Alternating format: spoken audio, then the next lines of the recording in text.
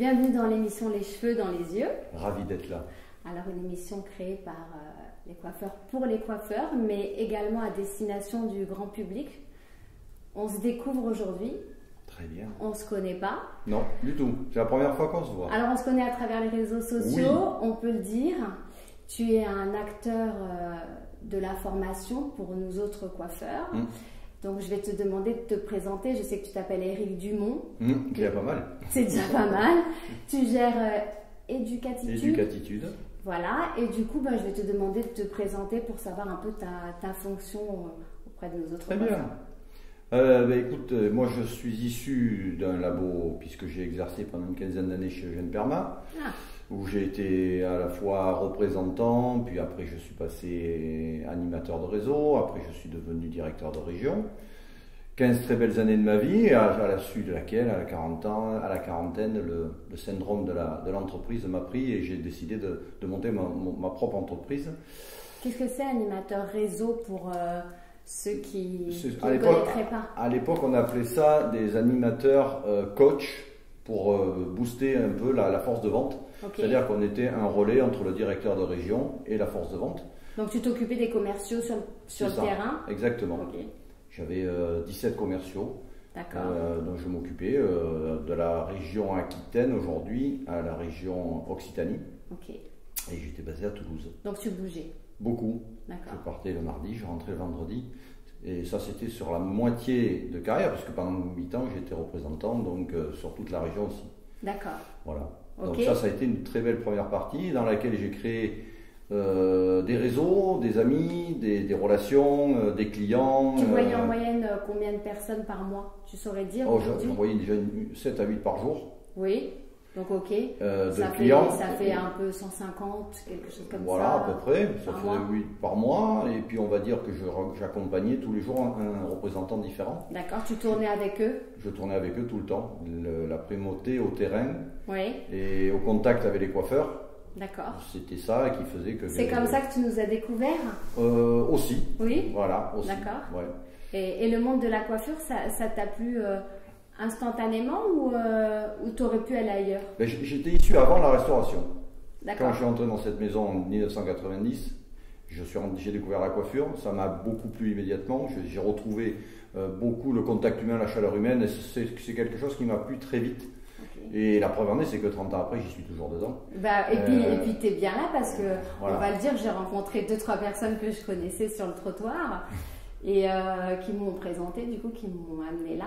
Donc, je suis dans un endroit où, a priori, pas mal de coiffeurs se croisent. Se croisent et se connaissent. Et la coiffure est un petit milieu et on se connaît tous. Alors, on est nombreux, mais ça reste un petit milieu à un moment donné. Ouais. Il y a comme un noyau un peu dur, enfin, j'espère qu'il n'est pas si dur que ça, mais...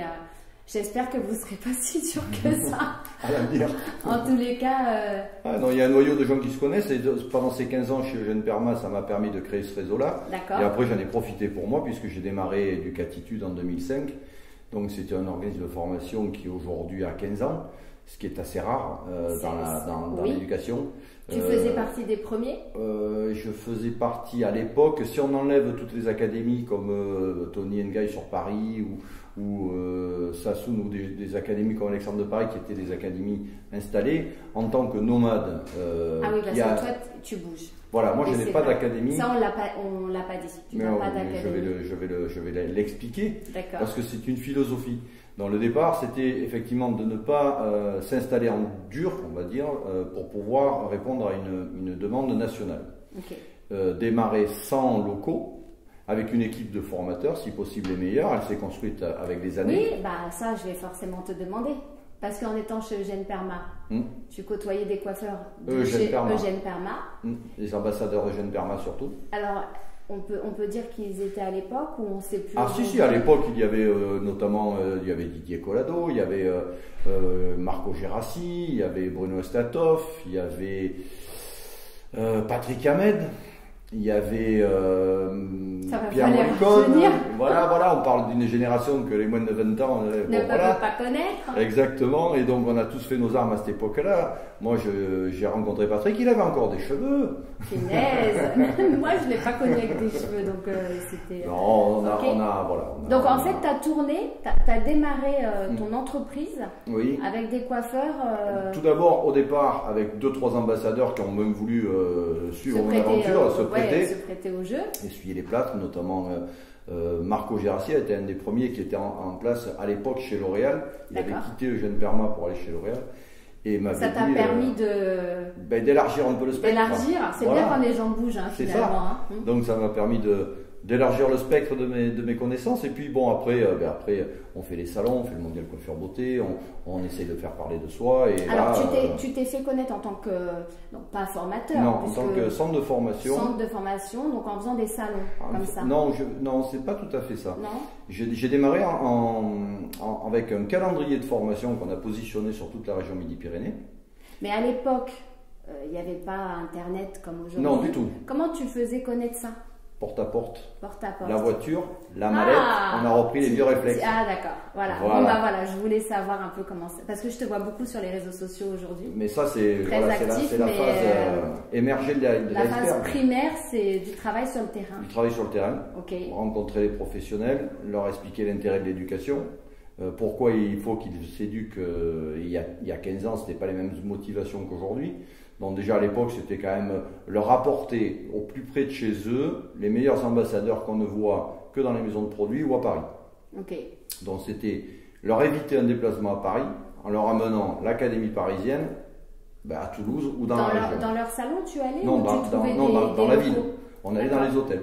Ah ok. On a démarré dans les hôtels. Génial. Voilà, et les hôtels s'y prêtent très bien puisqu'on ne travaille pas sur des modèles vivants, on ne travaille que sur des têtes malléables, que ce soit en coupe, que ce soit en chignon, même maintenant de plus en plus en couleur, alors que au départ c'était quelque chose que je ne faisais pas parce que étant issu d'une maison de produits, je trouvais que ces maisons-là faisaient très bien leur travail et que je faisais vraiment, c'était pas la partie sur laquelle je voulais faire de l'éducation. L'éducation elle était basée sur effectivement la coupe, le chignon, visagisme, relooking, etc. et le business, parce qu'il y a aussi tout ce qui est management, leadership, qui elle était plutôt la mienne. Voilà, on a toujours deux créneaux de formation, l'artistique et le business. Très bien. Voilà. Ok. Alors là, je fais une petite parenthèse pour dire que j'ai commencé chez Eugène Perma par 30 jours de formation rue d'Astorg. Pareil. Voilà, donc génial. On a fait le même cursus. Bah écoute, je crois qu'on va avoir des... C'était en janvier 91. Je retrouverai le nom de mon employeur qui était directeur commercial chez Eugène Perma et je pense que... Hassan Berger? Non, mais je ne vais pas chercher parce que là, je ne vais pas trouver, mais je le retrouverai d'ici avant la fin. Enfin, en tous les cas, c'était une très très belle école. Aujourd'hui, il y a peu d'écoles qui ont des locaux comme ça, je pense. C'était énorme. Dans mon souvenir, c'était des modèles vivants, pour le coup, très abonnés, répétitifs, qui revenaient, puis on pouvait travailler à l'infini. Alors, 30 jours de formation chez Eugène Perma, pour moi qui avait 16 ans, je te dis pas. En septembre, tu arrives, tu sais déjà, tu es le roi du pétrole. Une belle maison. Une très très belle maison. Ouais. Donc je suis contente que tu me rappelles ces bons souvenirs. Et donc toi, tu as décidé, voilà, en toute mobilité, d'aller à la rencontre des coiffeurs pour leur apporter en fait ça. C'est ça. Sauf que c'était pas dans le domaine de la couleur. C'est ça. C'est ça. Et ensuite, tu es venu au monde de la colorimétrie, de la coloration. Ça s'est fait après. Ça s'est fait après. C'est même tout récent. Parce que pendant 5 ans, on va dire pendant 5 ans, donc j'ai contacté tous ces coiffeurs que je visitais régulièrement. Ils étaient d'accord au départ quand tu allais les voir? Est-ce que tu as eu beaucoup de réticence avec c'est pas la peine, on se forme sur place? Parce qu'à l'époque c'était pas remboursé les formations. Si. On était au début. Ah d'accord. C'est ça qu'il faut comprendre. C'est qu'on était il y a combien d'années? Il y a 15 ans. 15 ans on était en 2005-2006 et les remboursements ont apparu en 2000, il faut le savoir quand même. Hein. Donc c'était l'arrivée d'une période, c'était, je crois que c'était 2000, je ne sais plus qui c'est qui était. Donc tu as informé tes clients qu'ils avaient le droit d'être... La possibilité de se faire financer une partie de leur formation, toujours pareil. Alors aujourd'hui ça représente 15 milliards alloués pour 5 ans pour former 1 million de demandeurs d'emploi. Oui. Donc, c'est France Compétences. Tout ça, ça a été remanipulé. Exactement. Qu'est-ce que tu en penses, toi? Moi, je voulais te demander ton avis. Si on rentre dans ce sujet-là, j'en pense plusieurs choses. Alors, d'abord que du bien, parce que de toute façon, ça va libérer beaucoup d'ancrage financier, au premier abord. Alors, il faut que tu expliques ancrage financier.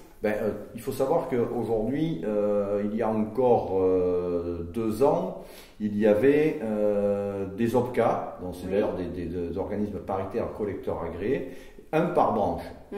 Ça c'est bien parce que là, alors on peut fatiguer des gens, mais moi je conseille. On va fatiguer là. On va synthétiser.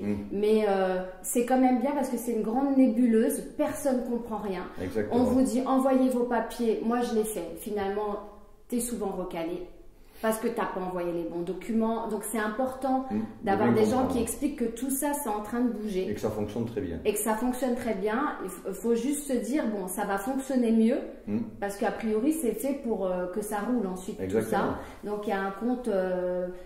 personnel formation, voilà, le CPF. Donc, tous les salariés, tous les employés ont droit à ça. Par an.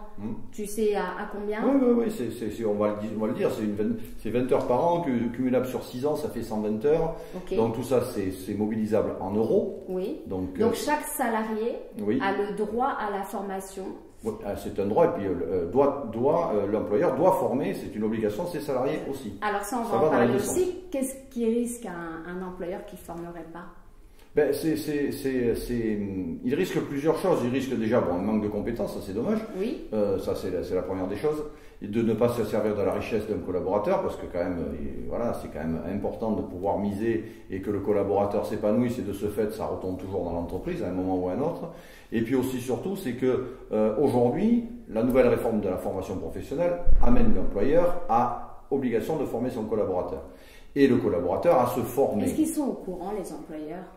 Eh bien, c'est justement le bâton de pèlerin qu'on prend depuis maintenant 5 ans. Maintenant, on rentre dans la 6e année, où on explique régulièrement dans nos journées d'éducation tout ce qui est management et leadership, qu'à un moment donné, il faut se servir de cette loi. Au départ, elle est mal née, elle n'est pas forcément lue, elle n'est pas forcément écoutée. Quand tu dis mal née, mais dans la coiffure, c'est-à-dire que personne ne l'a prise en fait en compte, à part des grandes enseignes. Mais l'indépendant aujourd'hui n'a pas été informé de ça. Les franchiseurs, enfin les franchisés, sont informés, donc ils s'en servent. Exactement. Tu veux dire que eux, en fait, c'est comme ça qu'ils forment leurs salariés. Oui. C'est en se servant de... Pas du CPF, mais de l'obligation de former. D'accord. Le CPF, c'est encore autre chose. C'est encore autre chose. Voilà. Ok. C'est une loi en fait qui est très, pour faire les choses simplement. La réforme de la formation professionnelle a démarré en 2014 et se terminera le 1er janvier 2021. Entre-temps, il y a eu une réforme du Code du travail et au niveau de la branche de la coiffure, on est passé des coefficients aux échelons et aux niveaux, ce qui a permis de pouvoir reniveler par non plus l'ancienneté, les grades de salaire, mais par les compétences acquises. Donc il y a une convention collective qui est très bien faite, qui donne des compétences à chaque poste. Les échelons. Ce sont les niveaux et les échelons. D'accord. Voilà. Donc, on est à niveau 1, échelon 1. On a tant de choses à faire. On doit avoir un certain nombre de compétences, un certain nombre de tâches à faire, une certaine autonomie. Et lorsqu'on a atteint tout ça, on peut passer à l'échelon supérieur. Alors ça, les salariés ne sont pas au courant. On va en profiter pour expliquer tout ça. Parce que un coup de lumière la sur fenêtre est donnée. Cette nébuleuse. C'est pour ça que moi, je suis là, en fait. C'est parce que j'ai bien compris que c'est un peu quelque chose dont personne ne veut tellement parler. Donc les marques te proposent des stages de formation tout le temps. On a un cahier de formation qui est qui est alléchant, enfin c'est bien fait. Et puis après, tu as les salariés qui n'ont pas trop envie de perdre du temps à y aller, mais ils ne savent pas qu'ils peuvent augmenter leurs revenus en y allant, parce que les employeurs ne le disent pas non plus. C'est pour ça que là, c'est bien que... On va remettre tout à plat. D'ailleurs, lorsque tu as interviewé Stéphane, il en a parlé un petit peu dans son interview. Alors on a fait plus d'1 heure d'interview avec Stéphane. Voilà. Alors je peux te dire qu'on est allé large. Et là-dessus, il a très bien exprimé ce que l'on dit depuis longtemps. C'est qu'aujourd'hui, on a 2 réformes essentielles qui ont bougé énormément le milieu de la coiffure en 10 ans. C'est l'arrivée de l'avenant 13 en 2009 et l'arrivée de l'avenant 23 de la convention collective en 2014. Ces 2 avenants ont fondamentalement changé la perception aujourd'hui du collaborateur, de son objectif. C'est-à-dire qu'aujourd'hui, il a un salaire en face, il a un objectif à faire. Une fois qu'il fait son objectif, il est primé. L'entreprise va partager la richesse, puisque comme il a développé de la richesse, à partir d'un certain seuil, qui est un seuil, redistribue normalement. On redistribue sous forme de prime à hauteur de 10% minimum cette richesse. Alors on peut aller bien au-delà. À côté de ça, en 2014 est arrivée la réforme de la formation professionnelle où on a enlevé les échelons, on les a passés en niveau, on a enlevé les coefficients pour les passer en échelon en niveau. Tu te rends compte comme on a perdu tout le monde là? Plein de gens, pas nous. J'espère qu'on arrive à nous suivre. Non mais voilà, mais nous on est en train de remettre à plat, mais tu te rends... Voilà. Tout ça, ça a été fait sur pleine branche en fait. Là, il n'y a pas que la coiffure. La coiffure a profité du système. De l'artisanat ou tous? C'est tous les métiers qui en fait n'avaient pas ce que l'on appellera la fiche de poste pour un collaborateur. C'est-à-dire que nous faisions évoluer nos collaborateurs en ancienneté. Oui. Bon, et de ce fait, on montait en échelon et on montait en salaire. On montait en coefficient, pardon. De temps en temps, je me mélange encore. Bah oui, tu vois. Voilà, même moi.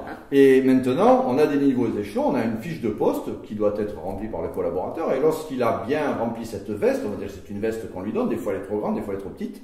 Mais si elle est trop grande, il faut qu'on l'aide à bien y rentrer dedans. Et une fois qu'il a bien cette veste à la bonne taille, on lui donne une autre veste et il passe à une autre taille supérieure. Alors ça, c'est super clair quand tu l'expliques. C'est très simple. Mais je t'assure que sur le terrain en salon, c'est pas... c'est plus complexe. C'est plus complexe. Donc la réforme, pour parler de ça, la réforme professionnelle aujourd'hui, va encadrer tout ça. Et va donner beaucoup d'éléments au coiffeur pour pouvoir l'aider à ça. Le chef d'entreprise et le collaborateur. En disant que par la compétence et le dialogue social, le collaborateur va donc pouvoir se développer en accord avec l'entreprise en faisant systématiquement de la formation. Systématiquement, L'objectif étant de remettre la formation professionnelle dans le rouage complet de l'artisanat et d'en faire une réelle valeur ajoutée pour les entreprises et développer les compétences d'un public qui est souvent peu qualifié et qui est soit aux portes de Pôle emploi, soit aux portes dans la coiffure de l'indépendance. 1 million de demandeurs d'emploi, ça parle déjà. Donc c'est les vases communicants, donc on rentre, on sort, on est coiffeur, puis tout d'un coup ça se passe pas bien, on n'est pas motivé. Et on n'est plus coiffeur. On n'est plus coiffeur, on passe par la case Pôle emploi, on fait un peu de travail à domicile, et puis tout d'un coup on s'aperçoit qu'on peut monter son propre entreprise à domicile. Oui, on en parlera aussi de l'ubérisation des services. L'auto-entrepreneuriat, etc., qui est quand même très d'actualité aujourd'hui, alors que c'est des petits moyens à l'époque. Et puis là c'est un changement, je pense que tout le monde a bien compris qu'il va falloir prendre en compte ce changement-là, que c'est pas quelque chose qui fait juste que passer. Ah non, ça va durer. L'ubérisation des services, c'est comme Uber, ça va rester. Exactement. Et comme on en parlait, soit on change, nous, notre façon de travailler, donc en se formant, soit on reste comme ça se pratiquait il y a 30 ans, et on est sur une clientèle qui va disparaître. C'est exactement se mettre au niveau, parce que la clientèle change. Aujourd'hui, une femme a plusieurs coiffeurs, fréquente plusieurs coiffeurs. Quand on dit qu'elle fréquente son coiffeur 5 fois par an, c'est peut-être même 5 fois par an plusieurs coiffeurs. Donc ça veut dire que chez certains, elle ne vient qu'une fois. Donc la femme change. Le coiffeur doit changer, tous les artisans ont changé. Et cette réforme-là veut que le coiffeur change par l'évolution de la formation et imposer une montée en compétences des collaborateurs. Mais il n'y a pas que dans la coiffure, je précise que non, mais d'ailleurs, ça se fait naturellement dans les grandes entreprises. Oui.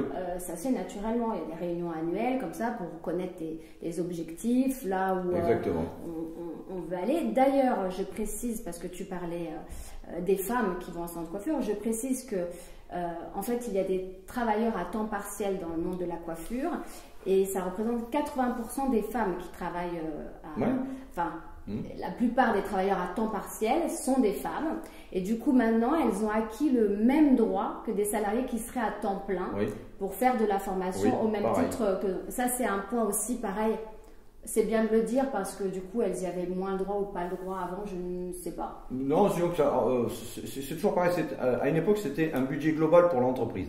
L'entreprise de coiffure avait un budget à l'année et pouvait allouer à ses collaborateurs pour partir en formation. Ce budget-là, aujourd'hui, on est passé à un nombre de journées de formation. D'accord. Donc, à 1 000 €, mettons, pour une entreprise de 2 salariés, on est passé à 3 journées par an par collaborateur. Oui, ok, d'accord. Ok, donc c'est aussi une façon de démontrer le fait qu'on donne la possibilité à l'entreprise d'investir sur son collaborateur en lui donnant les moyens de financer cette formation. Ce qui est génial en fait. Hein. Ben, oui, parce que surtout tous ces fonds de formation se sont retournés vers l'artisanat. Quand on sait qu'une entreprise de plus de 50, et ne parlons pas des autres, n'ont plus de droit à la formation. Aujourd'hui, ils payent leur propre formation. Ça, les droits ont été fermés. Ça, je ne savais pas. Ils ont été réorientés sur le public, comme je disais, peu qualifié. Ben, c'est bien. Dont nous bénéficions dans la coiffure, dont nous avons tout ce public-là entre nos mains, et aussi pour les chefs d'entreprise. Voilà, c'est-à-dire que c'est l'ensemble de l'e-commerce qui bénéficie, ou du moins qui continue à bénéficier de ce qu'ils avaient avant, mais il y en a quand même moins. Ouais. Voilà. Mais on en bénéficie encore. C'est-à-dire de passer d'un montant à moins, ou passer d'un montant à plus du tout, on est quand même resté à moindre, mais on a toujours les moyens de pouvoir financer une formation. Ok. Voilà. Donc, ça baisse un peu. C'est la réforme professionnelle. La deuxième partie, c'était réorienter les fonds. Ouais. Donc, on a vu l'année dernière. La deuxième partie, voilà. La première, c'était, on a mis les collaborateurs avec des fiches de poste. La deuxième, on a réorienté les fonds de la formation professionnelle. Aujourd'hui, on cotise pour les collaborateurs via l'URSSAF, le chef d'entreprise via l'URSSAF. Pour l'instant, on cotise encore via les OPCO, mais bientôt, tout ça, ça va remonter aussi aux URSSAF. Ce qui veut dire que la fonds de la formation professionnelle remonte directement à l'État et c'est lui, via France Compétences, qui va délivrer cet argent-là. Okay. Mais la volonté étant de garder et de préserver la formation professionnelle pour les TPE, PME, dont nous faisons partie et dont nous sommes, entre guillemets, aujourd'hui privilégiés de pouvoir encore avoir ce système. Oui, alors ça, bah voilà, on le dit aujourd'hui. Après, moi, je m'intéresse beaucoup au monde du travail parallèle au nôtre, parce qu'on le sait, en coiffure, nous avons accès à tout un tas de professions. Par exemple, dans le consulting ou le conseil, ou toutes les grandes firmes comme ça, les gens sont formés soit en interne, alors par des salariés qui ont fait des écoles et qui ensuite redistribuent en étant payés ou en n'étant pas... La formation interne en entreprise. Formation interne, donc ils bénéficient de tout un tas de formations qui pourraient nous profiter à nous. Je ne sais pas si tu as entendu parler des soft skills ou des hard skills. Moi, je trouvais ça génial. Alors, c'est les compétences humaines. Les soft skills, c'est en fait la compétence humaine, tes valeurs à intégrer un groupe, avoir du courage. C'est tout ce qui n'est pas technique. Oui, un développement personnel. Voilà. Et nous, en coiffure, je trouve qu'on est très focus sur le hard skills. C'est-à-dire technique. Mais au bout d'un moment, est-ce qu'en coiffure, maintenant que c'est en train de changer tout ça avec l'ubérisation, est-ce qu'on n'est pas amené à faire vivre une expérience au client, donc qui intègre tout, c'est-à-dire la technique, mais également un moment, moi je me dis que les clients, soit ils trouvent un coiffeur qui vient chez eux et c'est bien plus confortable, ils tapent sur leur application, soit ils vont vivre une expérience en salon et à ce moment-là c'est plus du concept store ou c'est plus le fait d'arriver à vraiment faire vivre quelque chose. Et là on est dans le soft skills, c'est-à-dire qu'il faut que les coiffeurs développent une capacité à proposer des services, à avoir du leadership. Donc ça, on en parle beaucoup avec Stéphane. On dit que ce sont des choses innées et naturelles. Oui, mais ça peut... Mais en réalité, dans les grandes entreprises dont je te parlais avant, ils le travaillent, mais depuis qu'ils sont à l'école quasiment. C'est pas quelque chose qui... On a l'impression comme ça que c'est un peu inné, que c'est par rapport peut-être à l'environnement dans lequel ils ont grandi. Mais finalement, moi j'apprends qu'ils le travaillent en formation, de façon régulière, systématique, répétée. Donc tu vas avoir ceux qui sont un peu charismatiques, un peu plus charismatiques que les autres, qui vont devenir des grands orateurs peut-être. Et puis tu vas avoir les plus timides qui vont quand même réussir parce que c'est des exercices de répétition. Donc moi je voulais te demander ça, Eric. Est-ce que tu as prévu pour nos autres coiffeurs une ou deux formations comme ça qui nous emmèneraient à pouvoir supporter un peu plus nos clients en faisant des formations, j'ai entendu souvent que j'arrive pas à le proposer. C'est-à-dire, je sais, je suis venue plein de fois en stage, mais en fait, j'arrive pas à m'opposer aussi, parce que l'air de rien, le client, bon, tu l'as vu quand tu dois le voir régulièrement, il y a une opposition. Bien sûr. Comme le coiffeur, il ne s'est pas formé pendant des années. Mais pas qu'à ça. C'est-à-dire qu'en fait, moi je le conceptualise plus global. C'est-à-dire, j'explique aujourd'hui que la conceptualisation du conseil va bien au-delà d'une simple consultation. Et que dans le magasin, on doit faire effectivement vivre cette expérience au client. Mais pour cela, on doit revoir toute la chaîne de la formation. C'est-à-dire qu'il ne suffit pas de faire une formation sur le conseil pour ça devenir un grand conseiller ou de faire une formation sur la coupe pour devenir le meilleur coupeur. C'est un ensemble en fait. C'est selon le besoin. Oui. Voilà, l'entreprise a un besoin, c'est-à-dire que par rapport à ses performances, elle a besoin de se développer. Pareil pour un collaborateur. Donc à partir de là, on doit choisir la formation correspondant à où on veut aller, où on veut améliorer les points forts, où on veut retravailler ses points faibles. Et à partir de là, on va créer un plan de formation pour aller travailler là-dessus. Il n'y a pas une formation qui sort du chapeau et qui dit voilà ta solution. Ça n'existe pas. Ok. Sinon, moi je pensais que tu allais me dire j'ai travaillé sur un programme comme ça et je vois les gens. Je ne sais pas, peut-être que tu fais de la formation particulière. On fait de la formation, si tu veux, où on individualise le process. C'est-à-dire, je ne descends pas dans les salons de coiffure comme le font certains formateurs, dont Stéphane, où là on est sur le coaching privé et là on accompagne l'entreprise. Okay. Ça c'est très bien. Toi tu es sur la formation. Je suis sur un concept de formation, un choix sur le plan de formation, c'est-à-dire que voilà, mon collaborateur a telle lacune ou j'ai telle lacune, à partir de là, qu'est-ce que je peux faire? Et là, dans ce cas-là, on va proposer un bouquet de formation. Okay. Et ce bouquet de formation va répondre à cette solution-là. C'est-à-dire, ma problématique est de développer le shop dans mon magasin. Oui. Je ne vais pas partir sur un stage de vente. C'est la première des choses à ne pas faire.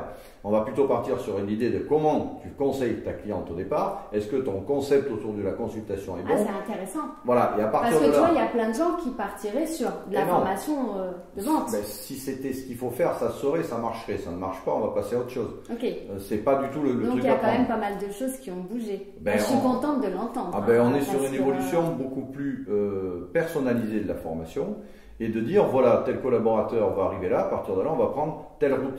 Alors soit c'est de la technique, soit c'est du développement personnel, soit c'est du management, soit c'est apprendre à... Oui, parce que le management c'est pareil. Hein. Tu sais, nous on sort des écoles.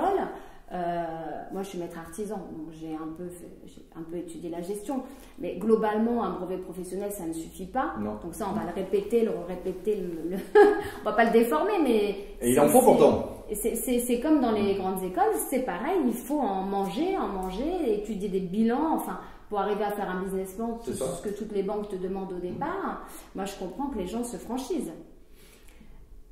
Parce que c'est une solution pour faire court. Tu arrives à la banque, tu as tout qui est écrit, mais globalement, tu n'as rien compris. Non, en fait, tu sais pas où tu vas. Voilà. On t'a donné une béquille, mais enfin, tu sais toujours pas que ça a bien marché. Tu t'occupes de fait tout ça aussi, d'accord. On va partir d'un chef d'entreprise. J'ai fait de la formation pour la Chambre des métiers où j'accompagnais et on l'a remis au catalogue cette année. Oui. Donc je parle d'il y a 10 ans où on faisait la formation pour un chef d'entreprise qui prenait les clés d'une entreprise. Oui. Après sa petite formation à la Chambre des métiers. Oui, et voilà.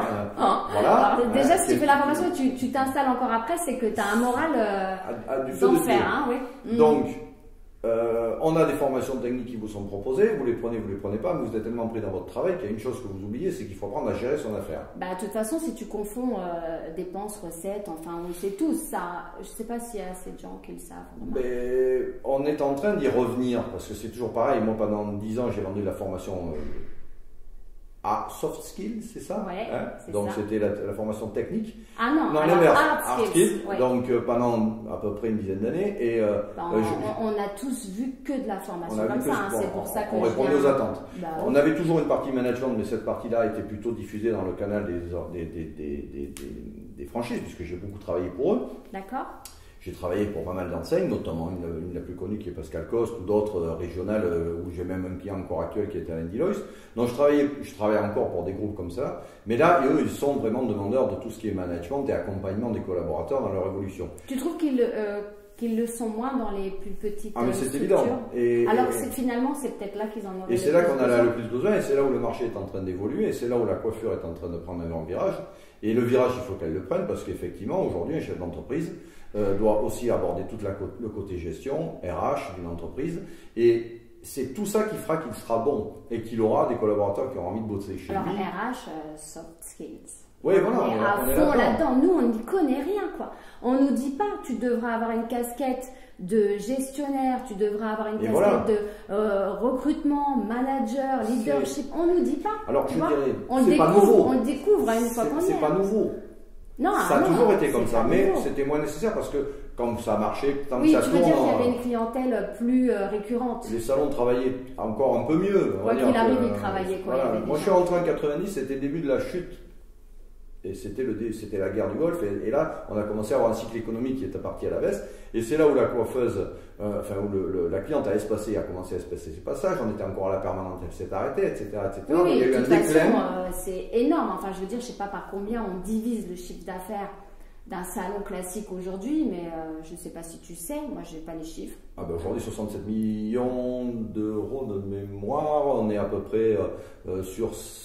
Je ne les ai pas là, j'aurais pu les regarder. Non, c'est pas grave, hein. J'avais dit qu'on travaillait sur rien. Je pouvais mettre quelques chiffres de côté pour en parler, mais en fait, ça veut dire que, grosso modo, le métier est en train de changer parce que de la période où on ne pouvait vivre sans gérer, aujourd'hui on est obligé de gérer pour vivre. Voilà, okay. C'est pas la même histoire. Ouais. On pouvait faire tourner un salon de coiffure sans regarder trop comment ça fonctionnait derrière. D'ailleurs, aujourd'hui, tu es obligé aussi de gérer ton personnel qui va te demander, voilà, il a fait 35 heures, quand on en a. il a fait... Ah oui, parce que ça, il faut. 60% des salons de coiffure n'ont pas de salariés. Alors voilà, il y a moins de 6000 formés par an dans les écoles, des écoles qui ferment, sauf une qui vient d'ouvrir, là, on ne va pas forcément donner le nom, hein, on fait ce qu'on veut, mais qui veut monter un peu le niveau pour justement sûrement proposer des cours de management inclus dans le process. Mais tout ça, si tu veux, moi j'ai appréhendé tout ça depuis un moment. Et je me suis dit, voilà, aujourd'hui, on a une aide énorme à apporter au chef d'entreprise, qu'il soit seul ou accompagné d'un apprenti ou d'un collaborateur.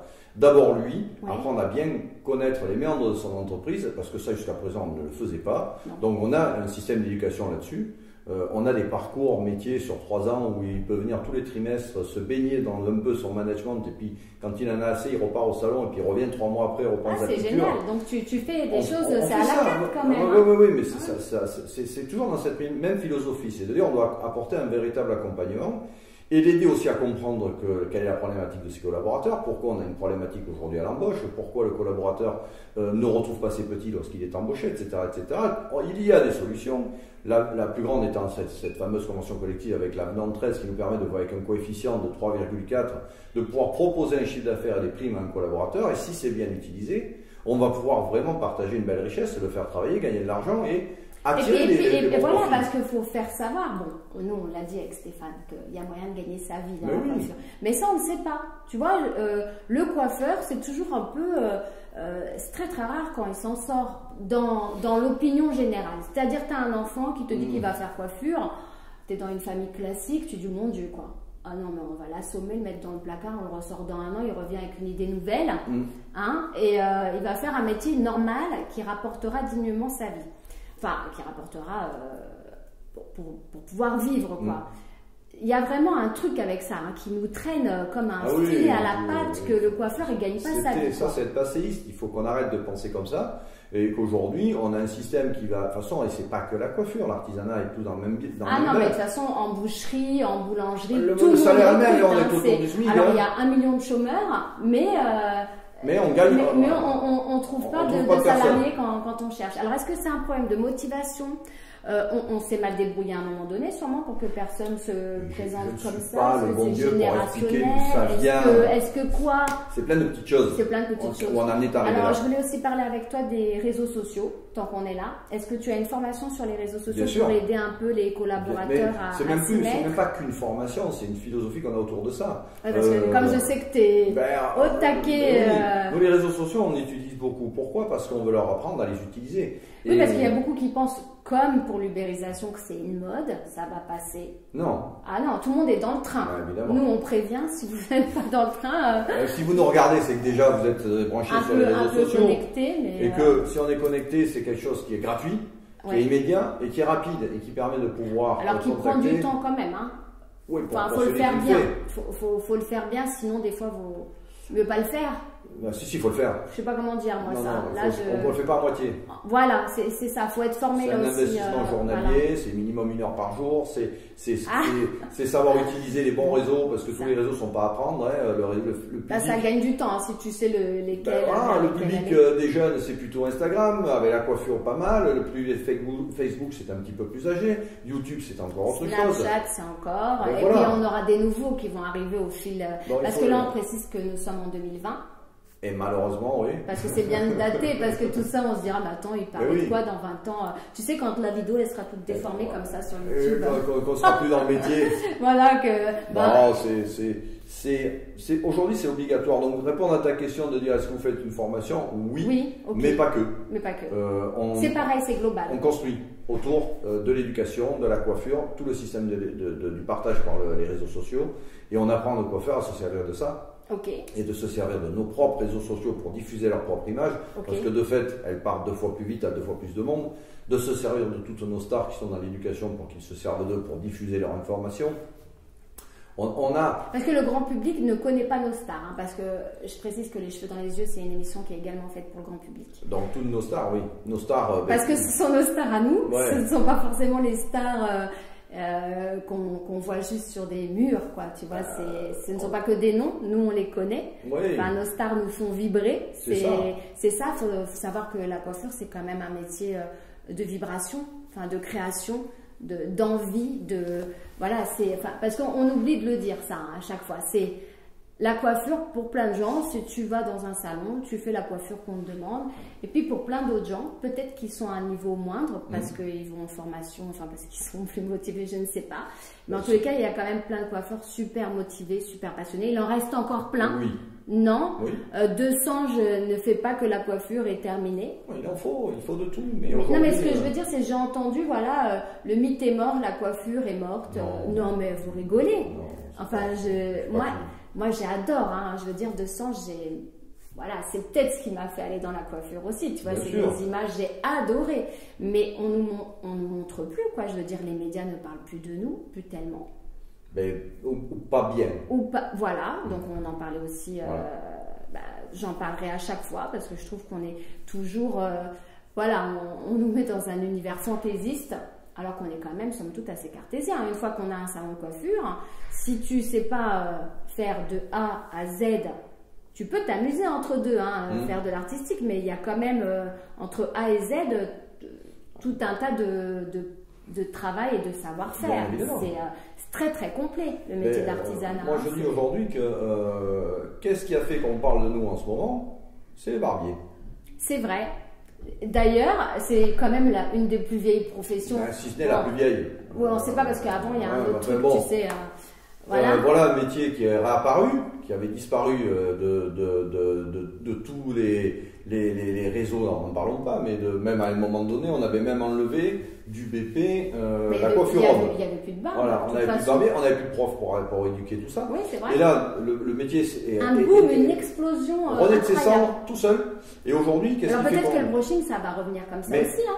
Et moi, je dis qu'il faut se servir de ce qui se passe là, parce que c'est un vecteur de communication pour nous, dans la profession, et qu'il faut prendre le même chemin. J'explique dans les formations que si on conceptualise, j'en reviens à ça, son savoir-faire, et qu'on se conceptualise son magasin, qu'on conceptualise l'expérience client, comme on a réconceptualisé le coiffeur homme aujourd'hui, ils ont fait un virage. Il s'est passé des choses, on a créé un concept, on aime, on n'aime pas, c'est pas le débat. L'homme n'aime ou n'aime pas, je pense qu'il aime puisque ça se développe. Et puis le marché de l'homme est toujours existant, peut-être pas assez cher. Il se développe même, enfin, je crois savoir c'est de l'ordre de 2-3% par an de progression. Oui, et puis un marché qui est en force progression. Ça va aller plus. Et ça va aller crescendo de toute façon, mais nous devons tous nous servir de ça et se dire, ce qui s'est passé là, nous devons le reproduire chez lui, dans le salon mixte. Nous devons le reproduire dans tous nos magasins. Enfin, et bien redonner vie avec un nouveau magasin. Donner envie de rentrer, parce que en fait, les grandes surfaces, c'est vrai qu'aujourd'hui, entre YouTube, où tu peux faire des tutos pour te coiffer, toi tu es un homme, hein, donc peut-être tu vas moins. Non, mais je les regarde quand même. Mais tu les regardes. Donc, où tu peux apprendre, les gamines, elles savent tout faire chez elles. J'assiste même à des tutos, elles se décolorent la tête, rose d'un côté, bleu de l'autre. Tu peux les mettre formatrices presque. Bon, il manque 2-3 bases en colorimétrie quand même. Non, moi je vais prendre des pros. Hein. Non. Non, mais ce que je veux dire, c'est que des fois tu te dis, waouh, mais elles essayent des trucs dans des magasins aussi qui sont ouverts, qui vendent nos produits. Excuse-nous, On en parle du fait de légiférer sur l'utilisation de ces produits avec le brevet professionnel. On en parlait précédemment dans la dernière vidéo. On est quand même avec des produits ultra dangereux. Ouais.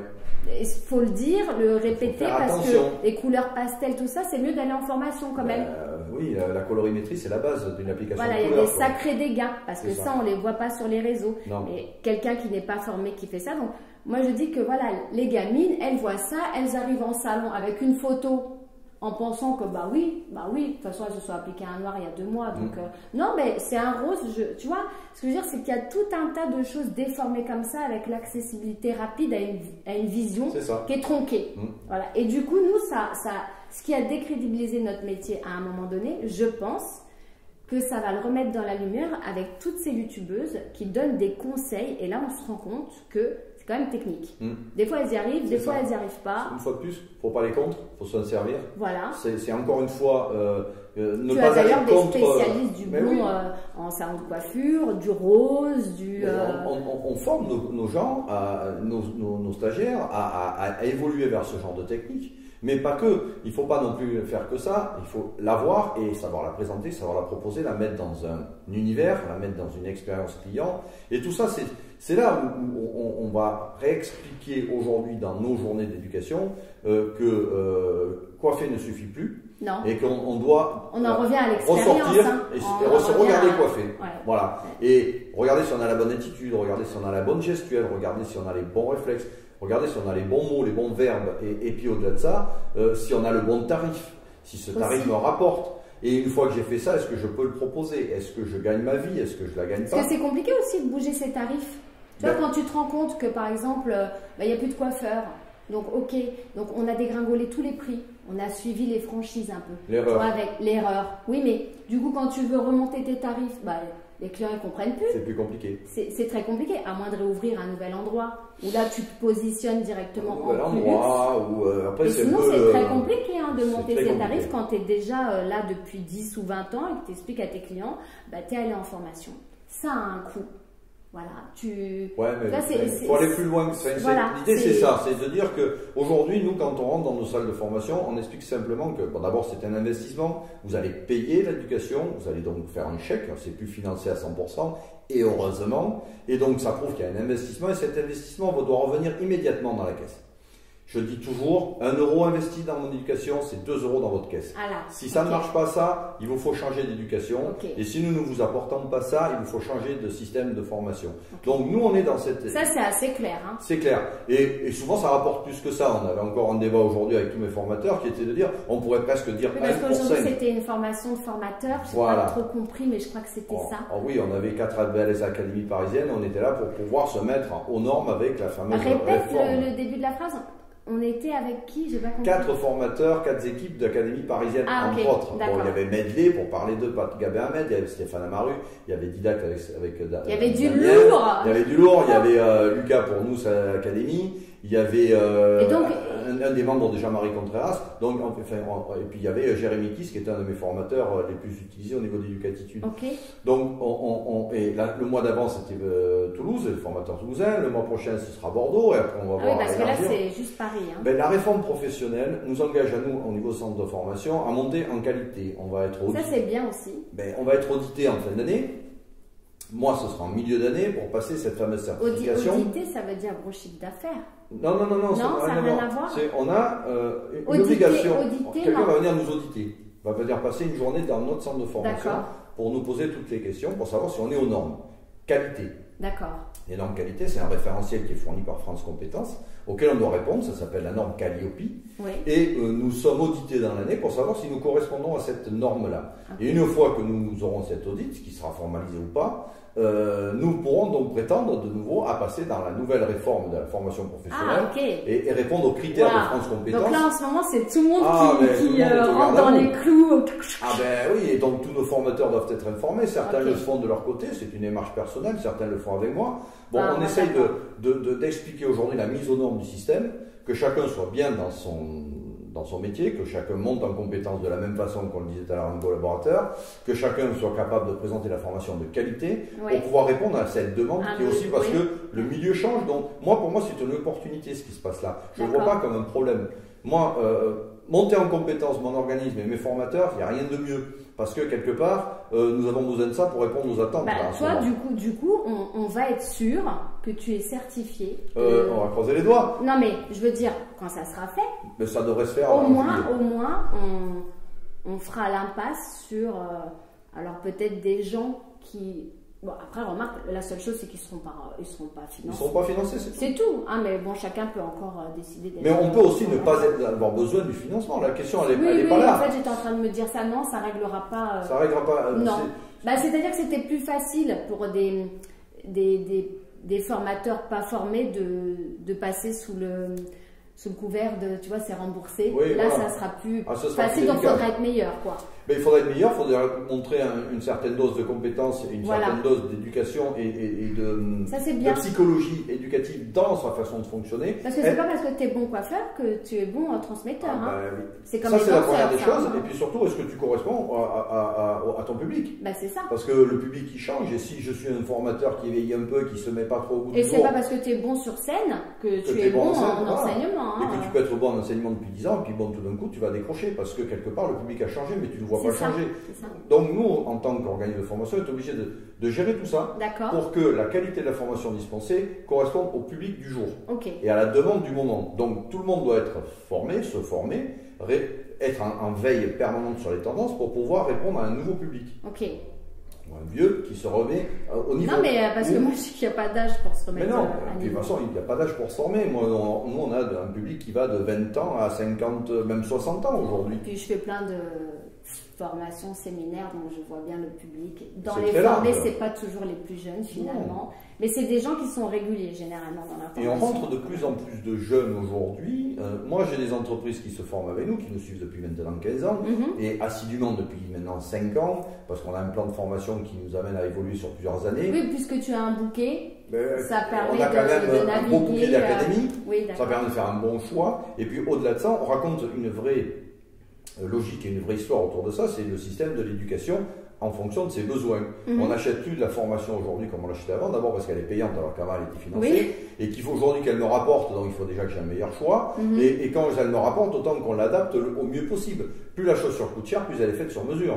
Donc à partir de ce moment-là, je pars sur cette idée-là. C'est que moi, je vais t'amener une éducation sur mesure. Elle sera peut-être plus chère. Mais donc avec l'expertise, avec toute ton expertise du terrain, de l'expérience, toi-même, tu vas faire vivre des expériences à tes clients. Exactement. Et je vais leur faire vivre des expériences, et eux vont faire vivre des expériences à leur clientèle. C'est une réaction en chaîne.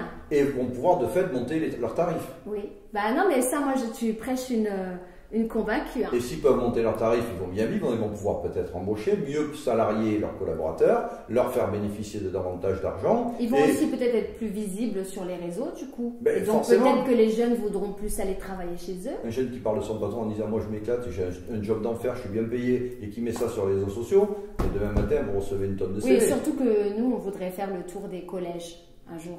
Oui, puis il faudra qu'il y ait des jeunes aussi qui parlent du métier parce que c'est non, mais tu vois, que ce soit médiatisé parce qu'à un moment donné qu'on soit plus une option en fin de troisième, c'est quand même grave. Mais oui, surtout qu'aujourd'hui c'est un métier qui est en pleine révolution. On est une jeune génération, cette génération qui arrive, moi, dans laquelle j'ai une confiance aveugle. Non pas parce que mon fils a 20 ans, mais parce que je trouve que tous ces jeunes sont fabuleux. Ma fille a 26 ans, elle est barbière. Ce sont des jeunes qui vont amener un vrai souffle dans le métier. Maintenant, ils ont des attentes, ils ne sont pas forcément connectés à leur Ils n'ont pas les mêmes attentes que ce qu'on avait nous avant. C'est-à-dire qu'ils vont plus suivre le troupeau comme ça, ils sont informés de ce qui se fait, ils savent avant. Ils connaissent l'employeur avant d'y aller, ils savent le salon avant d'y aller. Et donc à partir comme de là, les clients, en remarquant, on peut le dire que les gens sont ultra connectés maintenant, qui savent si on va en formation, on n'y va pas. Il suffit de communiquer aussi sur le fait qu'on y va. Parce que c'est pareil. Alors, à ce niveau-là, si tu me fais dériver là-dessus, nous avons une plateforme qui nous permet, aujourd'hui, qui s'appelle CutMigo, qui nous permet de faire connaître au public tous les coiffeurs qui se forment. Ah ouais, ok. Voilà. Non, mais vas-y. Digitale. Non, mais j'attendais, on en parlera. Non, mais très bien. Nous, notre volonté, si tu veux, c'est que quand c'est une plateforme que tu as créée? Oui, c'est Eric Déturgy qui a eu l'idée au départ de cette communauté. Et cette communauté s'est transformée aujourd'hui en 5 académies déjà basées en France qui qui fait de la formation dans 17 académies différentes. Oui. Et donc on couvre le territoire national. Moi j'ai une partie. Éducatitude, c'est l'Occitanie et la Nouvelle-Aquitaine. D'accord. Mais Eric est plutôt sur PACA, et Jean-Marie Contreras c'est plutôt dans le Nord, national. Oui, ça quadrille tout, voilà. Et on laisse ouverte à toute autre académie qui veut nous rejoindre. Donc c'est complètement ouvert. Appel à... L'objectif, c'est quoi? C'est de dire qu'aujourd'hui, nous avons créé une fédération qui regroupe tous les organismes de formation qui le souhaitent, oui. au sein d'une fédération, comme on dit, et à côté, on a mis, grâce à cette fédération, une plateforme digitale qui est donc CutMigo, sur laquelle on peut aller créer son propre profil. Et là, c'est pas un salon de coiffure, ça peut être le collaborateur, l'apprenti. D'accord. Mettre ses photos avant et après, faire tout ce qu'il fait professionnellement. C'est une communauté de coiffeurs exclusif, c'est gratuit. D'accord. C'est entièrement gratuit. Mais exclusif à ceux qui se forment alors? À ceux qui se forment, puisqu'ils vont faire savoir qu'ils se forment, et plus ils vont se former chez nous, plus ils auront un cursus plus ils prendront de formation et de journées d'éducation, plus le cursus va grandir. Un exemple, 3 journées d'éducation dans l'année, ils ont un cursus bronze, 4 un cursus argent. Ah ok, mais génial, on aurait dû parler de ça. Et alors le e-learning, alors ça c'est après. Ah ok. Donc, et ça, il fallait que j'active le truc. Si tu veux, c'est de dire, que je termine l'explication, c'est que ils vont recevoir leurs macarons qu'ils vont mettre comme le guide du routard en vitrine, ou qu'ils vont porter sur eux, pour expliquer qu'ici, dans ce salon, on a les collaborateurs qui se forment. Mais est-ce que moi je peux avoir le macaron Bien sûr, directement? tous les coiffeurs. Non mais aujourd'hui là, comme ça en venant. On va sur l'application. D'accord. On crée le compte, tu demandes à faire des formations. Non mais moi j'en ai fait des tonnes. Ah non, le passé non, ne mais, compte pas. Non, punaise. Là on parle dans le futur, dans le punaise. domaine. Mais justement parce que tu vas venir partager de l'éducation dans cette philosophie-là, ça va donc forcément te faire progresser, ça va te faire mettre sur les réseaux sociaux, ça va te permettre de faire savoir que chez toi on se forme. Et la cliente, l'objectif... Mais moi, elles sont saturées les clientes. Hein. Quand est-ce que vous n'êtes pas en formation? C'est plutôt la question. Ben voilà, la question. Elles partent tout le temps. Vous êtes ouverte pendant les vacances? Oui. Pourquoi? Non, comme ça. Parce que j'aime la formation. Voilà. Mais là... Ils en rigolent, hein, mes clients, tu sais. Oui, mais aujourd'hui, c'est de se dire, je suis consommatrice. Quels sont les salons aujourd'hui qui peuvent me recevoir avec du personnel qualifié? Elle cherche, elle trouve.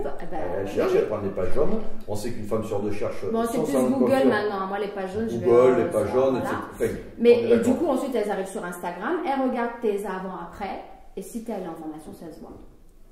Pour les ça, on a ce critère-là. Là, on a un vrai. L'idée, c'est de partir de ça. C'est de partir de ça, d'Instagram, de Facebook, de tout ce qui existe, parce que notre plateforme rejoint tous les réseaux. Elles se connectent entre elles, et de faire connaître la personne qui se forme de l'extérieur. C'est-à-dire, je passe devant un salon de coiffure.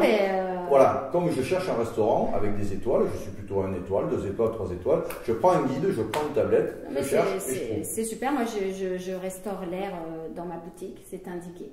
Et bien voilà. Et indiquer tout ça. On n'indique pas assez ce qu'on fait, globalement. D'où la digitalisation. Tu vois, moi j'avais fait une formation comme ça, sûrement des premières. C'est une marque californienne, très belle marque qui existe toujours. Et j'étais la seule connectée. Ça m'a désespérée. Parce que je me suis dit, du coup, on ne va pas en avoir d'autres. Alors que je trouvais génial. Donc c'était une présentation plutôt produit, mais avec forcément le Cooper vedette, donc c'est Los Angeles.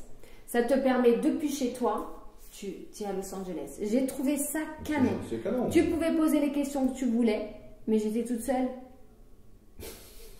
Ça va peut-être changer. Alors non, mais j'espère que je suis sûre. Tu sais, tu connais les MOOC?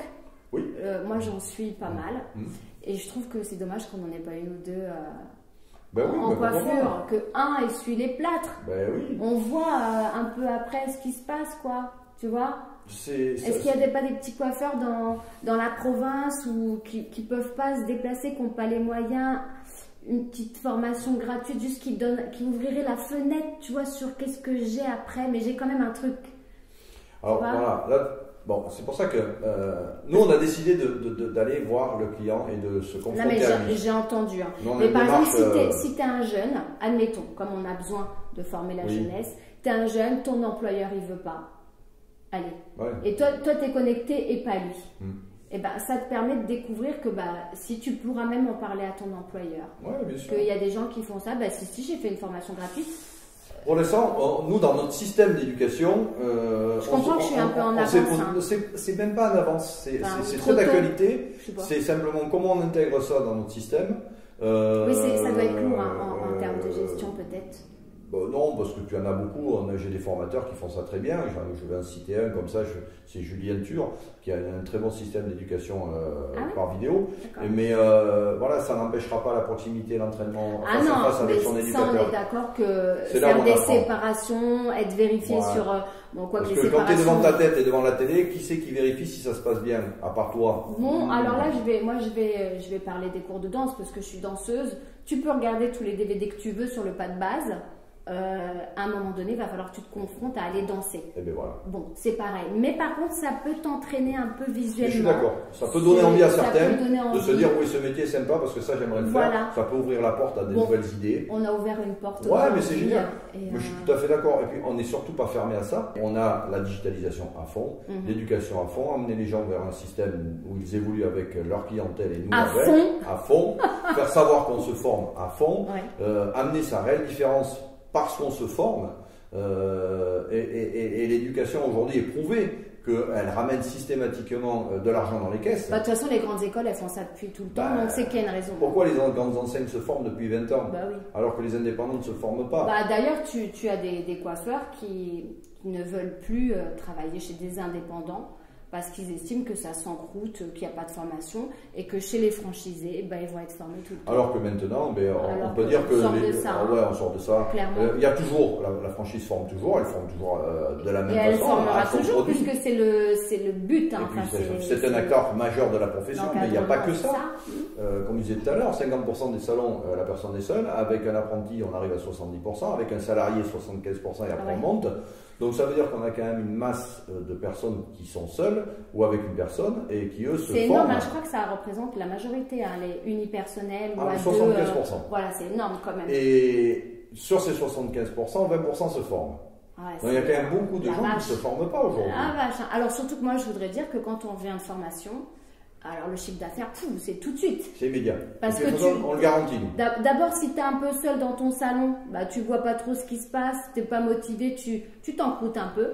Évidemment. Le terme encrouté, il est un peu violent. On se crée sa zone de confort et on aime bien y revenir ou y rester. Oui, c'est toujours moins inconfortable d'être dans une zone de confort pourrie qu'on connaît que d'y aller, mais à la finale c'est pas ça qu'il en ressort, c'est que c'est plus confortable de bouger après. Et puis expliquer à ces gens-là que, parce que c'est le message qu'il faut leur délivrer, c'est qu'aujourd'hui, moi je rencontre tous les jours des collaborateurs qui gagnent très bien leur vie dans la coiffure. Je rencontre tous les jours des chefs d'entreprise. Je suis contente qu'on le dise. Qui ont des entreprises qui fonctionnent très bien aujourd'hui. Nous faisons des audits financiers, donc je peux prouver par les bilans que j'ai été sur les audits tout à l'heure financiers. Voilà, c'est-à-dire il y a des audits qui sont faits, mais nous, moi ce qui me concerne, je vais démarrer lorsque la personne le souhaite dans son entreprise, par un audit bilan. De son bilan, on voit les lacunes. De ces lacunes, on voit les points forts, les points faibles à travailler. Pas persuadé que les gens aiment, mais bon. Non, et passer par la base. Et à partir de là, on va créer des plans de formation. Et moi, les gens que je reçois pour la plupart du temps, parce je donne un exemple une fois par an, dans un séminaire qu'on fait à Canet, nous avons une session d'une demi-journée sur rendez-vous. C'est même pas une demi-journée, c'est pendant les 2 jours, pardon. Sur rendez-vous, les personnes peuvent prendre rendez-vous 1 heure pour pouvoir se faire auditer financièrement leur bilan. Et savoir si ça va pas, comment ça se passe, etc. Oui, parce que le comptable, c'est son travail, mais finalement... Il peut se faire aider. Non, mais il ne le fait pas tellement. Je n'irai pas contre l'univers du comptable, je dis simplement... Non, mais il n'a pas le temps. Tu sais, il a je ne sais pas combien de bilans, Le comptable, il compte. Le gestionnaire, il gère. Voilà. Bon, après, un bon comptable peut être gestionnaire, un gestionnaire peut être un bon comptable. Maintenant, si vous avez un bon comptable ou que vous n'avez pas assez d'informations, entourez-vous d'un avocat, etc. Entourez-vous de cabinets de conseil. Oui, mais quand tu es petit, tu vois, tu n'as pas les moyens de faire tout ça. Et tu ne m'as pas laissé terminer. Donc sinon, venez rejoindre des gens qui se forment et échanger là. Voilà. Et vous allez vous apercevoir que souvent, lors d'un séminaire ou lors d'une journée de formation, on va échanger sur les problématiques de son entreprise. On va parler de son bilan, de ce qu'on fait, ce qu'on ne fait pas, etc. Et puis c'est là où je me suis dit, moi, je vais démarrer de ça, créer une vraie aide à partir de là et dire qu'à partir du moment où on a fait un audit et qu'on a trouvé tout ce qu'il fallait, et bien à partir de ce moment-là, on met en place les choses. Et ce que je voulais dire au départ, c'est que tous les bilans que je reçois aujourd'hui, que je rencontre dans les entreprises que j'ai dans mes clients, sont bons. Voilà, je n'ai pas de mauvais bilan. J'attends d'avoir des mauvais bilans. Tu veux dire les gens que tu suis en formation? Mais qui viennent en formation et qui nous suivent sont bons, ou encore des marges de progression que l'on arrive à travailler. Et les collaborateurs, moi, à une époque, lorsqu'on montait les dossiers de formation pour les AGFOS, on nous demandait le bulletin de salaire, parce qu'on ne pouvait pas monter le dossier sans le bulletin de salaire. Donc je voyais vraiment très bien combien gagne un coiffeur aujourd'hui. Et dire qu'aujourd'hui on n'a pas d'argent dans la coiffure, c'est faux. J'ai vu des très beaux salaires. C'est pas une majorité, mais c'est déjà un bon nombre. Et surtout quand on est dans la bonne entreprise. Si tu te formes, après tu peux demander ou alors tu vas ailleurs. Non, mais si tu te formes, tu es capable de développer ton travail, ton travail va développer ton chiffre d'affaires. Si ton employeur ne veut toujours pas te payer, ça veut dire que tu gagnes pour les autres à payer autour. Il faut changer d'employeur. Aujourd'hui, on a un système de rémunération dans la coiffure qui permet de. Plus tu veux gagner, plus tu travailles, plus tu gagnes. Non, mais ça va être. À force de l'entendre, ça va devenir la règle. Mais pour l'instant, c'est pas. Mais ça a 10 ans, hein. Oui, il est temps on est lent. Mais maintenant, avec les connexions, on va être au courant. Plus tu travailles, plus tu gagnes. Plus tu gagnes, plus tu évolues. Plus dans ton comportement et dans ta branche professionnelle, en fonction de ton poste, tu t'enrichis de compétences, tu évolues aussi dans ton salaire. Donc il y a plein d'opportunités pour évoluer. Moi, je suis d'accord avec ce que tu dis. Moi, le chiffre d'affaires que je fais aujourd'hui dans ma boutique, ça fait 10 ans que je le fais en progression parce que on se développe, voilà. Je le faisais le même chez mon employeur. Je peux te dire que j'ai jamais été payé ce que j'aurais dû être payé.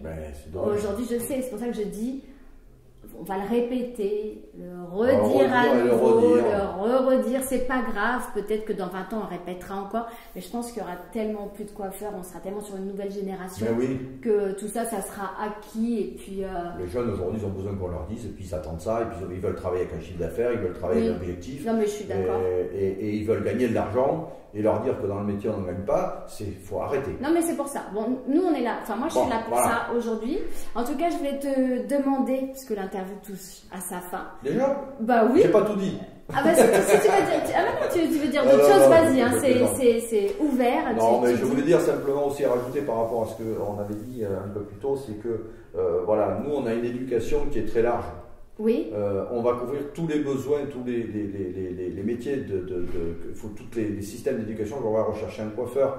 Donc à partir de là, on a une équipe de formateurs qui est quand même assez admirable. Oui, c'est assez fourni. C'est très large. Comme tu l'as dit, c'est un bouquet remarquable. Mais c'est 15 ans de travail, de relations, ça se fait pas comme ça. Et puis au départ, c'est moi qui venais vers eux. Maintenant, ils viennent à moi parce que effectivement, ils s'aperçoivent que finalement, Eric, il est pas si con que ça. Tout se sait. Hein. Il est sympathique. Comme tu dis, c'est un petit monde. Alors après.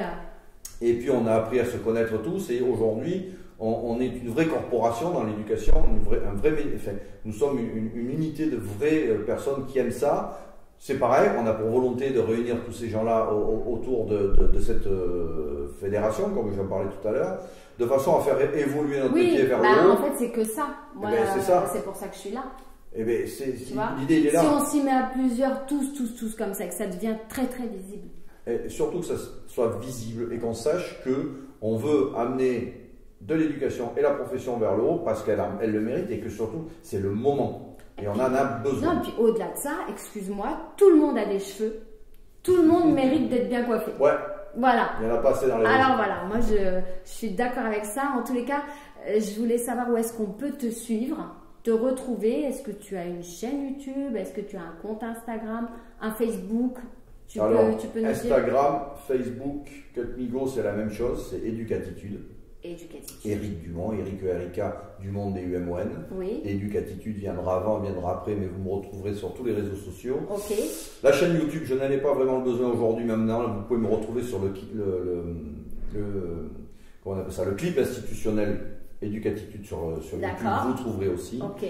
On tape ton nom sur YouTube, on te trouve. On va me trouver sans aucun problème. Okay. Sur LinkedIn de la même façon. Ok. Et voilà, donc je trouve que c'est déjà c'est large, hein, t'es déjà... 4 réseaux sociaux sur 4 publics différents. C'est bien. Et on espère surtout développer Cutmigo de plus en plus, parce que ça là, c'est ton bébé que tu veux c'est une vraie communauté de professionnels. Disons que ça porte les mêmes valeurs dont je parle et que je partage avec toi depuis le début. Ouais. Ces valeurs-là, on les a mis là-dedans et on espère qu'elles vont fleurir. Là, on a des gens qui nous rejoignent pour digitaliser toute notre offre d'éducation, pour pouvoir justement, quand on va passer aux nouvelles normes, on va nous demander tellement de choses que si on peut économiser la planète, on voudrait passer dans le digital et éviter le papier, parce que dans la formation, malheureusement, on utilise beaucoup trop de papier. Ah bah, j'en reçois à chaque fois. Ah, c'est infernal, quoi. C'est même nous, ça devient affreux. Donc, passons au digital au maximum. On a des gens qui sont très connus là-dedans et qui fonctionnent très bien là-dedans et qui ont une envie de développer la plateforme Cutmigo et rentrer dans ce système-là. Donc, on a beaucoup de projets pour aller dans ce sens-là et beaucoup de gens nous rejoignent et c'est ça qui est bien, quoi. Bon, voilà. bah, super. On est ravis. En tous les cas, je suis ravi. Moi, je suis ravie de t'avoir rencontré aujourd'hui. Alors, on m'avait prévenu que tu serais haut en couleur. Bah, c'est vrai, mais tu es resté dans le cadre. Ça va, c'était gérable. En tout cas, je suis vraiment ravie de t'avoir rencontré. Puis j'espère que du coup, les gens se poseront moins de questions sur l'accès à la formation, le remboursement, les possibilités, le bouquet. N'hésite pas, on a un site internet où tout est noté sur dessus. Messenger, on peut te contacter aussi, tu réponds assez facilement. Je voudrais remercier et féliciter toute mon équipe, notamment mon assistante Myriam qui me supporte, mon équipe commerciale, Nadège, Philippe, Jean-François, mon autre Jean-François. Qui se reconnaîtront, donc. Qui se reconnaîtront parce que ça fait partie, ce sont eux aussi les piliers de la société. Sans eux, on ne voit pas les coiffeurs. Une équipe, toujours. Une équipe, toujours. Voilà, et mon épouse qui me supporte parce que je suis rarement là, comme elle le dit. Et ça fait partie ça fait du métier. longtemps. Ça fait longtemps, ça fait partie du métier. Voilà. Donc vraiment merci à toi de m'avoir laissé cette fenêtre-là. C'était un plaisir. Je me suis régalé à regarder les vidéos précédentes de mes collègues. Écoute, j'espère qu'ils se régaleront à regarder. J'espère qu'ils se régaleront. Mais je n'ai pas tellement de doutes. Et que j'ai essayé de donner un peu les valeurs qui étaient les miennes. Et puis on remercie le lieu dans lequel on se trouve quand même. Je rappelle que nous sommes dans le showroom de Cinderella, une belle marque française qui fait partie des partenaires d'Educatitude, puisqu'aujourd'hui, pour aller aussi dans l'idée de conceptualiser une offre de formation. Oui, on l'a pas dit. Il faut du mobilier. Il faut du mobilier pour reconceptualiser son magasin. Français, et surtout français. Il faut du matériel, il faut des ciseaux, il faut des bons ciseaux, il faut des belles brosses pour pouvoir gagner sa vie aussi à la revente. En fait. On n'a rien sans rien. On a une offre globale. Pas les mouches avec du vinaigre. Mais Cinderella, merci de nous avoir accueillis. Et puis on est bien là. Écoute, moi je vais faire un tour du showroom après. Avec plaisir. Donc en tous les cas, c'est ça, j'ai dit je vais peut-être trouver un ou deux fauteuils. En tous les cas, merci, puis à bientôt pour de nouvelles aventures. Super. Bye bye.